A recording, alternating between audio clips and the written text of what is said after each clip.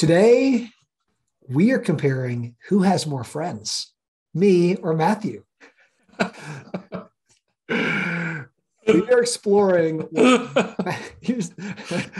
the maximum, dude, come on, hang with me. I do need to know the topics before you go with something like that. Okay. I'm a jokester these days. Okay. We're exploring what the maximum number of meaningful relationships you can have is, and what that means for your firm in terms of communicating and retaining team members.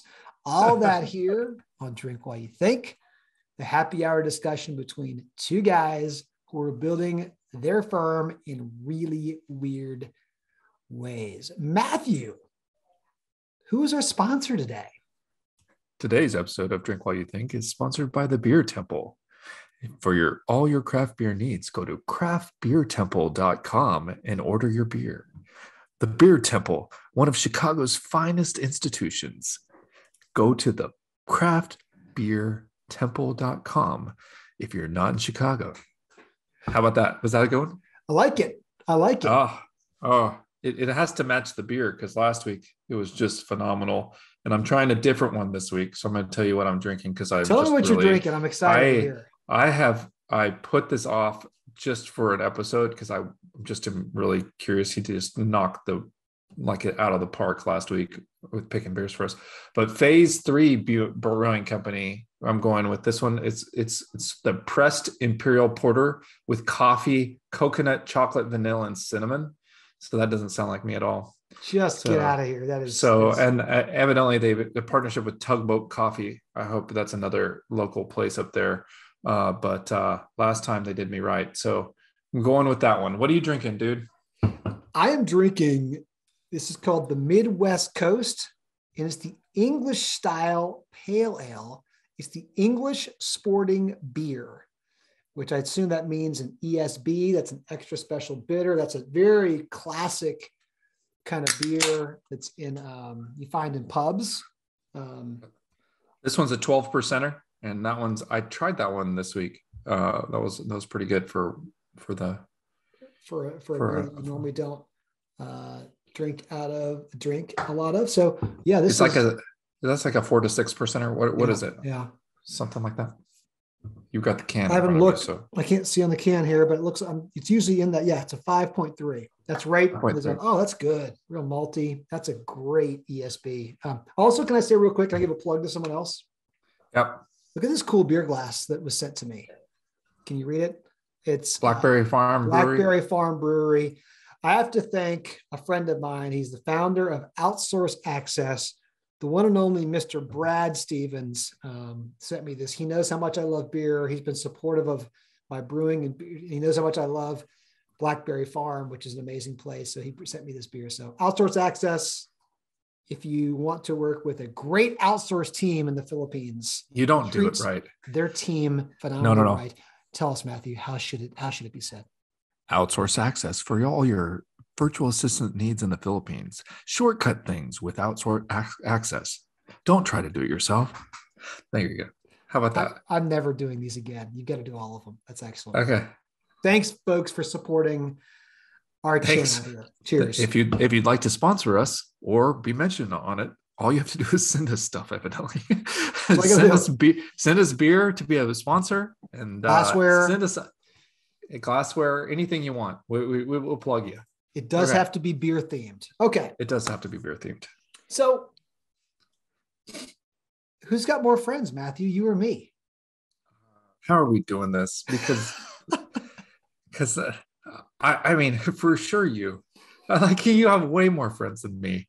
I don't know. It depends how you define it as acquaintance friends. Like everybody's Kenji's friend. So we'll get to that. And I guess also too, like, what if we call them a friend, but they may be like, dude, they're not really a friend. Like, I kind of know who that guy is, but like Kenji thinks like I'm his friend, but you never know. It's hard to know on either side of that relationship who has more friends. But okay, so if you're saying I have more friends, I have a follow-up question to that. Yes. Do you think my brain is bigger than yours? No. Well, I'm not so sure. I do think business stuff more than you. So you think about friend stuff more, like the way we're wired. So what if I define it this way? The actual physical size of my brain. Maybe we should do hat measurements. We should weigh our heads. I don't know how to do it. You're a pretty small dude, so I'm pretty sure I got a big noggin. Okay. So here's why. There's a dude named Robin Dunbar. Back in the 90s, this guy's a British anthropologist, and he came up with what is called Dunbar's number.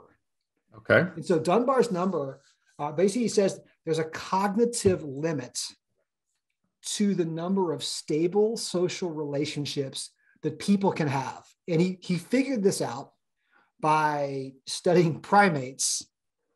And then he extrapolated this based on the size of the human brain compared to, like chimpanzees or apes. So in theory, the bigger the brain you have, the larger the number of these important, stable social relationships you have. So maybe my brain's just bigger than yours. I don't know. Right.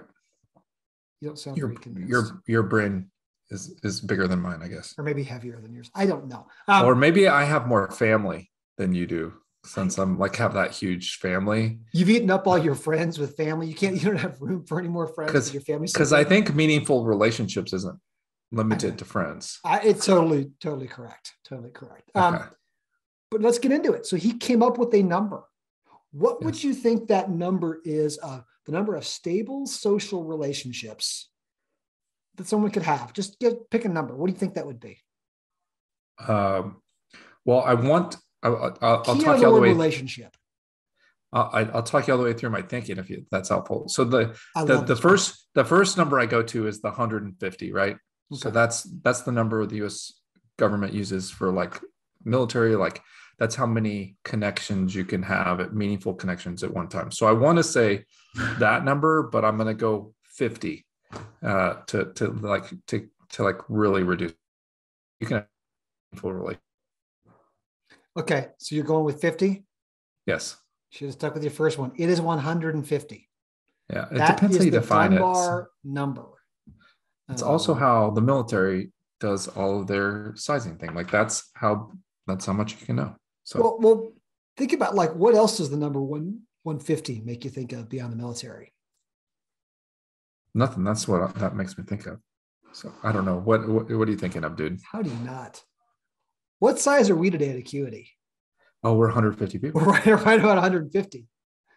So this jumped out to me about this, hearing that Dunbar's number of relationships you can really maintain is 150. Hearing you give the evidence about, military 150, us being at 150. I was thinking of other groups. I was trying to think of like other things to look at and see if there was I don't know why this came to my brain, but like, I thought of like weddings. Like what's the average size of a wedding? It's like 160 people. Now that's a little bit different, but you're trying to think about meaningful. Because that's two people's relationships. I guess that's true. So. Oh, damn it. You're blowing me up here. But something to this 150 thing. And so don't feel bad if you had a 300 person wedding. So. Don't feel bad. In fact, that's probably where you probably should be, except then you got parents, all that stuff in there. I'm going to show this, but we're going to walk through it. The folks who watch us on YouTube will be able to check out what Dunbar's number, the scale looks like. And we'll kind of talk you through it for those who are listening along. I found a good kind of image for this, I thought. Here's kind of the way it's described. Oh, see, I defined as close friends. There's my 50. Yeah. Okay. So, and you look at this right here, it's starting out with, it's saying really that you should have 15 very close friends you confide in. Okay. 50 close friends, 150 are just friends, that communal order of friends. You would invite them to a party. Interesting. So I guess Acuity right now is party sized. Then you get to 500, and those are acquaintances. You remember how you met them. And then 1,500 people you could put a name or a face to, right? Okay. That's about right. I looked at this. I'm like, that feels about right. That feels kind of about the right way to think about it. So, in thinking about this, I wanted to bring it back to, all right, let's think about from a firm perspective. You and I are always trying, I mean, I can't think about anything else besides how to relate something back into Acuity or things we're doing there. So let's explore this concept of like maintaining meaningful relationships within our firm, and maybe even go a step further if we want to think about what it means in the profession. But like, okay, let's break these down and think back to when that very close friend group, we were 15 people. You had just joined Acuity, right? Right. And so we'll maybe go through a few of these sizes to where we're at the 150 and what's changed. And I want to kind of explore the number of people across like two questions that we'll just play across both. How did we communicate at that size? Like, what was the best way to communicate? And then what was the best way to like maintain those healthy relationships at that size, right? I think they changed. And so we're going to kind of step through the 15, the 50, the 150. And then we get north of that, we have to make some guesses about like, I don't know how you We don't know. We're going to try our best. Try our best. Yeah. So, all right. When we were 15 back in the day, I mean, or a firm that size, how do you communicate then? Like, that's just, isn't it kind of do whatever you want to do? I mean, you're. Well, we would catch people when they would come in the office. Yeah. Like you catch them if they come in the office, you give them a call, you might send an email, but then we could get together and at the gathering, you'd know who wasn't there and you could follow up with, right? So It's a small enough group. You're like, if you have some get together, you're like, oh, like Sharon's not here today because she's at, and we would probably know why. That's a good point. It's like, oh yeah, Sharon's kid's graduating from high school today. Like you already knew it, right? Like you almost didn't need to. They didn't even have to ask. Like they know what was going on. So that's kind of the vibe at the 15 and the 10, right? Yeah, I mean, you probably should have some form of communication cadence, but you could probably get away without a real set one. You probably don't need a newsletter though. No, you don't. You don't, I mean, you probably have some standard meetings to talk through things, but like not like, hey, we got to work through a project or something, but like otherwise in getting out information about what's happening at the firm, like, do you really even need it's probably pretty ad hoc, right? Oh, it's right. Benefits enrollment coming up next month, right? Oh, by the way, we're going to do a quick happy hour. I mean, it's probably really ad hoc. And then to your point about maintaining those relationships, like how do you keep people engaged and make sure, you're doing enough to retain them? It's probably happening at the same time you're bumping into each other at the office. Like you're just kind of talking and hanging out and you throw together a few happy hours here and there and, you're kind of rock and rolling, right? I mean, I think so. I think that's what right. It's very ad hoc at 10, right? Because you're even like sending out like what date works for you stuff at that point, right? Yeah, you're not saying here's when it is. It is you're not planning a year out Acuity Con. Yeah. Yeah. Like so you could have a venue for 200 people to fit in, right? Like you're not doing that. Yeah, it is just pick up the phone and call me whenever you need me. That's fine. Or just shoot me a message or whatever you're using. And they're fine. Okay. Let's jump up to the 50 size. So now you're getting into what you picked. It was close friends, right? These are your close friends. 50. I think the 50 number really resonates with me too, because I feel like you and I felt some of this. Maybe we didn't know it at the time, but like 50 started to be getting to where I was like a little bit choppy, right? Yeah, this is where we had to do sub teams. Yeah. Right. Yep. So we had to split. The controller team had to have a separate weekly call. The cloud accounting team had to have a separate weekly call. The CFO team had a separate weekly call, and then everybody else we just ignored because we didn't think about it. But then we got better about that later. Yeah, but that was the first division into teams, like really into teams and team communication. I mean, people at 10 or 15, you had different roles, but like you could still all have the same discussion kind of in the same room or the same format, and it was fine. Yeah, because we had Trisha and then Sammy came. Like we had two bookkeeper, like two cloud accountants back when just Trisha when I started. Yeah. So and then so that wouldn't have made sense to have the cloud accounting team like have a separate meeting. So yeah, I agree. What about in terms of, so communicating, that's how we kind of communicated with folks at 50.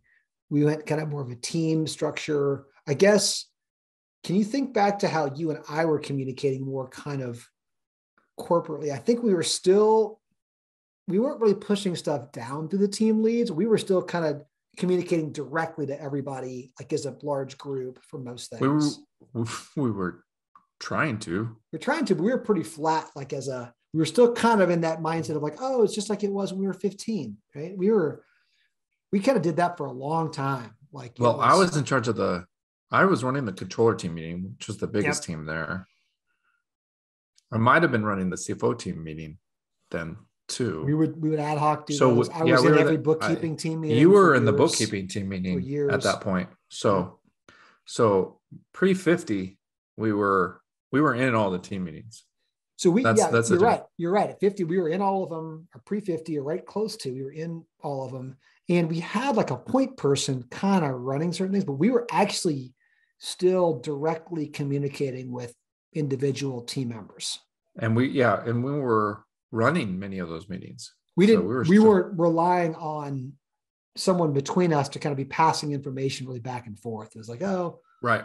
Yeah. It came right from which was, I felt like I was super comfortable doing that too. I mean, it gets a little bit tough because there's still a lot of people there. 50 felt very kind of doable if you had somebody riding kind of shotgun with you to kind of just help keep those meetings kind of moving forward on things. I think that as I look at those two questions we talked about, how do you communicate? How do you maintain relationships? We as firm owners were still doing all the communication. We were very involved in the communication with directly to people at 50. We were starting to utilize some other team members to maintain relationships, like reviews and how are people working on certain engagements, to some extent. We were still starting to. Because we didn't really do that until after that. Because controller team by itself was 30 people when we handed off to Lisa. Yeah. And then Lisa started running that when the controller team was 30. I don't remember how big we were, but that was probably when we were 60. So right after 50, we started hitting these like inflection points where we're like, we needed lots of help. We needed lots. Yeah. Lots of help. It was too much. It was too much at 50. The move for us from 15 to 50 didn't feel that rough, but I wonder if that's because there was both of us. We were two of us there. We could really divide and conquer. If you're a one-person firm, it probably hits you a lot harder earlier. Yeah, but it felt it really quick after that. Oh, after 50? Yeah. Man, we felt it. I think we felt it in terms of. Was that the financial bad years too? Those weren't they? We made some of those bad mistakes, right? Because we started then. Oh, because we got giving so much autonomy to some people to stand in our place, right? Like here, and then things went off the rails over on on the sales side. Oh, it was us. That wasn't them. Well, it was us, but also, that was all of it was us. I mean, to be fair, right? You know what I mean? All of it was us. It wasn't them at all. But we started kind of getting a little more disconnected, I think, and without giving, being more intentional and thoughtful about how things were growing. And I think it was very difficult. I think the other part too is I didn't understand. Like I really like being and I love giving that direct communication and feedback from people. I'm a good reader of the room and of situations, so I can soak up just by being in the room a lot of good, useful information. So I like to be there. But what was happening was I hadn't started to think about how to communicate and maintain relationships at scale. And if you remember, I was still on all those one-on-ones with just so many people, and I was starting to get really worn out. Like it was really wearing me out. And we were doing a lot of things. I guess when I think about how we started to get over that after 50, we started doing OKRs as a communication tool. So objectives and key results. We started. Those came about. We were making sure people knew where we were going. Like we didn't even hold anybody accountable to that. Like we just were saying, this is where we're going, and this is the objective for the quarter. We communicate those. We started using Slack better.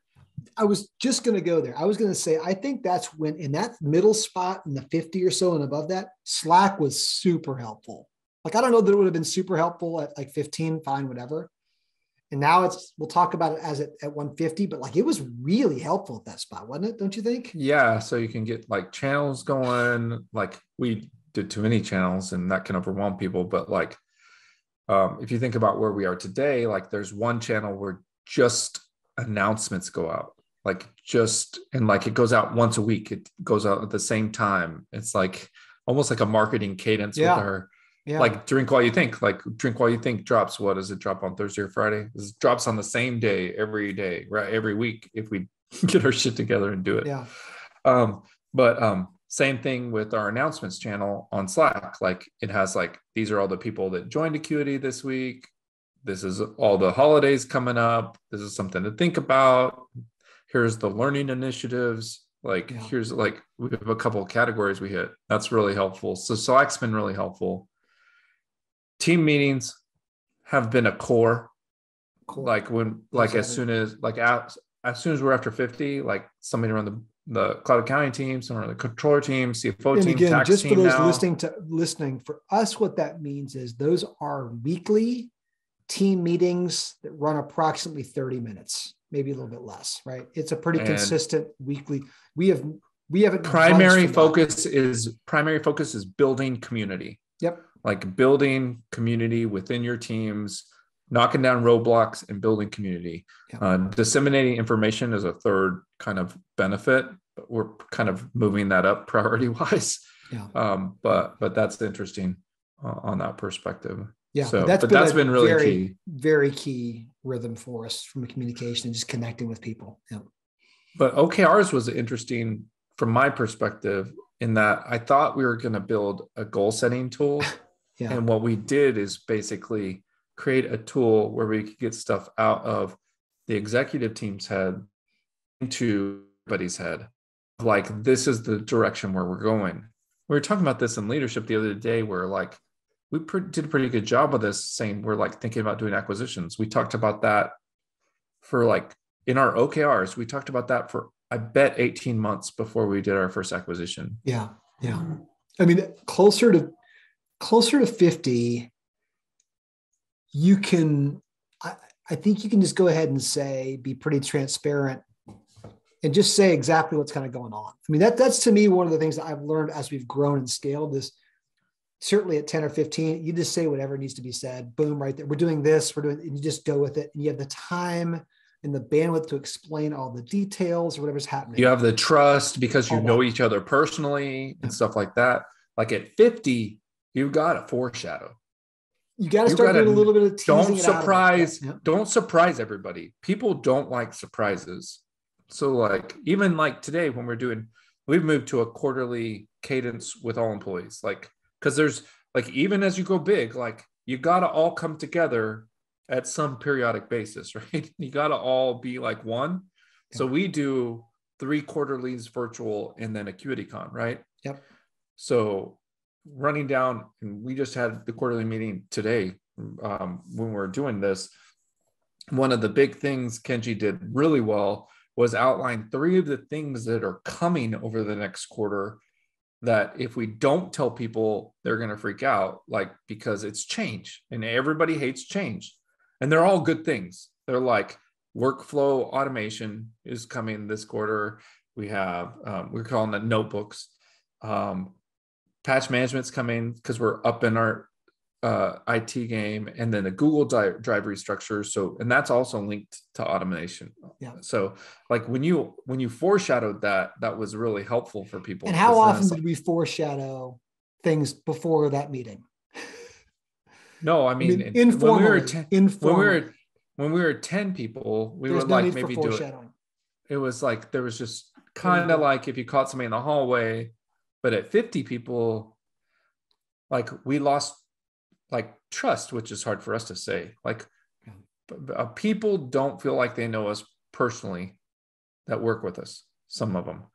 And so we lost that level of trust, and we had to, even though that was hard for us to accept that, because it's hard to say people don't trust you, but it's different, right? It's just that people don't feel like they know you on a personal level. You haven't broken the trust. You just haven't created a relationship there because of this. You haven't created a personal relationship with everybody, which is kind of a sucky feeling for you and me probably, but because of how we're hardwired.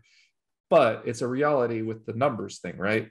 So when you have to acknowledge that and figure out how do you change your behavior so that people that don't know you personally, because the people that were in the 15 person, like whatever we do, they're like, oh, we trust those guys, right? Yeah. The folks that have joined in the last 6 months that maybe didn't meet us during interviewing or something like that, it's like leap of faith, right? So we've got to treat them. We've got to acknowledge that in our heads and be like, okay, we can't treat everybody the same. We've got to be able to articulate our vision. We've got to like foreshadow it so we don't, everybody hates change, foreshadow it so it doesn't hurt people, and then build that trust over time, right? Yeah. I think we've kind of stepped already into kind of where we are today at the 150. And it's really, I think we hit home a couple points to firms who are there or you're on your way there of where you can get ahead of this where we did not, is the foreshadowing. It's more important than you think it is. And I think as firm owners, we underestimate it because we just kind of think that everyone knows what we're thinking. And so foreshadowing things earlier, just getting them like, hey, here's what's going to be coming. We don't have it all flushed out. Let's just let you know this is going to be coming down the road. Really helps benefit people. Also, starting to break things down. I mean, I don't mean being bureaucratic and like too many levels. Like nobody really likes that, but like you do need to think through, like we did too late, of like, how do you start making things a little smaller, give people some communities within the community and feel some attachment and connections. Just that's part of what's I think useful about the Dunbar number is whether you agree with the number or not, there is some size to where there's some safety, there's some feeling of inherent trust built. And so you need to think about where those exist in your firm. A good example, we talked about how beneficial Slack is. At 150 people, guess what a 150 person Slack channel feels like? I'll share it. It feels like a shit show. It's a mess. It's a mess. And so what Matthew mentioned earlier is we had to blow up our general channel because everyone has a general channel because it comes already preloaded in Slack. We had to change it to announcements that only like 2 people can even post to. And the postings come out with, here's what's happening this week at Acuity every Monday. And then on every Friday, there's a video from Kenji about like, hey, here's what's kind of happened this week, et cetera. I mean, that's all that goes in there, except for a few other things. That's it, because nobody at 150 inside this social channel community, no one could figure out, like, could find things. It was too confusing. There were all these happy birthday wishes and so-and-so had a baby. And like, here's a funny picture of my dog, all things that people love that you need to have. But like, it got crazy messy. Noisy. Just noisy, messy, noisy. And thinking ahead about, all right, how do you keep that stuff segmented to where it's just more user-friendly? We've really had to taken a few punches in the nose on that and had to figure that stuff out. I don't think who knows? Someday, I think we'll get to maybe 500 or 1,500 team members at Acuity. Candidly, between you and me, it sounds like exhausting and like, ugh. I tend to think of, when I think of groups of 500 or 150 people, I think of like, that sounds like an accounting conference, right? That's how and there are probably we've talked before, we're about to hit conference season again. So we'll probably have some more content gen up around this, but like, I think there are approaches to how do you go out and build connections, communicate at conferences or with our peers in the industry. I think there's some good things that we've done there. That's probably for we'll do that on another episode. Or just come to San Diego with us in a couple of weeks. Come to San Diego. Come to AICPA Engage. In Las Vegas. Vegas. Come to either of those and we'll catch up. We'll catch up and talk all about this. But let's let's wrap it up here and do some rating on a few of our beers here. Again, thanks to Randy Crabtree again and him. Oh, the only other thing I wanted to add. Yeah, go ahead and add something while I'm pulling this up. So we have when we added our controller team, when our controller team, which is our largest team, got to the size it is today, which is 43 people, I heard the other day. What we did is we've always had that. Yeah. It's 43. So the team lead, what we had to do there, because it's that size, is we had to add what we call controller advocates. So I think there's some secret to a 25-person team personally. So we needed 2 controller advocates.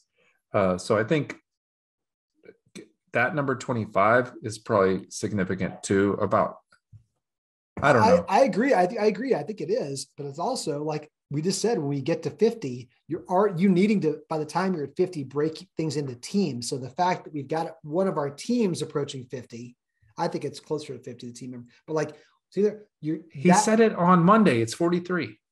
I don't know. I looked at the stats today, dude. I had to get ready for the company meeting. Oh, okay. Sorry, man. Taylor lied to us on Monday. Taylor, you liar. Liar. We love you, Taylor. All right, let's rate some beers. Ready? Yeah. Again, I'm drinking the English Sporting beer from Midwest. I cannot see the right screen. Dude, you got to learn how to use Zoom. This happened at our company meeting today. I cannot I've got a new computer and it's too share screen. It's way too smart for me. And so Untappd is the app you're looking for, dude. I know it. Damn it! I'm trying to. It's working now. Now's it working? Yeah, that's the right screen. Stop. All right. I love this beer. Very different style. It was great. I'm going. Even though I'm going to 4.5. I don't know why. I just really like this beer. It was a good beer. You're with great beer. I just think especially I'm kind of being a beer nerd and kind of basing it off the style. This is a great style for an ESB. I could crush these all day long. What do you got, Matthew? So I have Pressed from Phase 3. I don't know which one. Pressed from Phase 3. It's Phase 3. There it is. Pressed. Do you know which one it is? There's a maple, vanilla, or hazelnut. Or there's maybe more. This one's vanilla and cinnamon. It's the purple. Holy cow, they got a whole bunch of these things. That one right there, coffee, coconut. There it is. That one. Okay. So last week I had this debate about a 5 versus a 4.75. So I don't know what they have going on at the beer temple, but these are the best beers I've ever had in my entire life. So I could have a second one of these, which is the difference between a 4.75 and a 5 to me. So this is going to get a 5. I'm like I would drink this and then I would drink this again. Like the other one was a phenomenal beer, but it was definitely a one and done kind of beer. Dude. This one even has a higher alcohol content, but I could still drink it. This got a 5 alert. We have a true 5er. I'm just saying, if you're in Chicago, go to the Beer Temple. If you're not in Chicago, go to the Beer Temple's website. And I forgot what it is now, but it's like the Pressed craftbeertemple.com or something like that. Yeah, it was that because they ship. It sounded like they had their new portal open. So this week, so go do that. I mean, Randy, you're in a front runner for guest of the year just because of the product you're bringing. I've got to say, for the drinkies. Well, I'm just saying you're setting a new bar because he sent beers that you like to you and that I like to me. That's the right kind of sponsor that we want for Drink While You Think. So if you want to sponsor Drink While You Think, the porters and stouts on your guy. I can't believe that I picked the porter over the stout as the better beer, but this porter is pretty freaking awesome. So, well, everyone, how's it get any better than that? A 5. 5. I know how it gets better. come hang out with us in person at Accounting Web in San Diego, or come hang out with us in person at Las Vegas with ACPA Engage, whatever your preference is. Come hang out with me. I'll see some salon folks, but also Engage. We'll announce some fun things too, where you can definitely come hang out with me and Matthew. Oh yeah, we've got something special in store for everybody live at Engage. So if you want to pick one, that's going to be awesome. Cheers, everyone. Please subscribe. Please drop. We'd love the comments. Tell us where you're at, what you're doing. Send us a beer, and we'll see you next time. Cheers. Cheers, everybody.